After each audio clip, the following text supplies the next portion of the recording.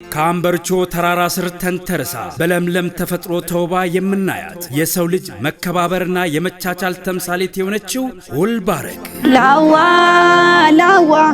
ሁልባረግቲ ነይለን ባረቴ እየተባለ በዜማና በግጥም የተወደሰላት የታሪክና የጥረት መፍለቂያ ናት ሁልባረግ።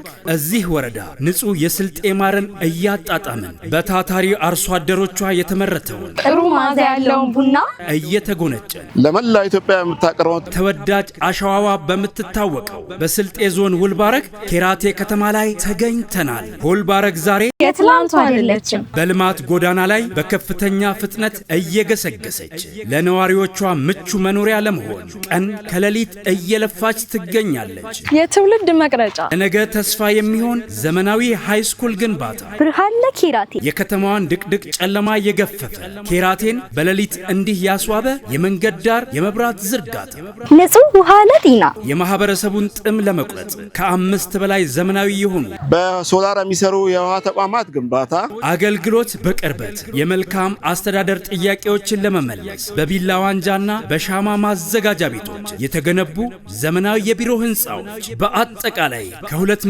ሚሊዮን ብር በላይ ወጪ የተደረገባቸው ታላላቅ የመሰረተ ልማት ፕሮጀክቶች አሁን ተጠናቀው ለአገልግሎት ዝግጁ ሆነዋል።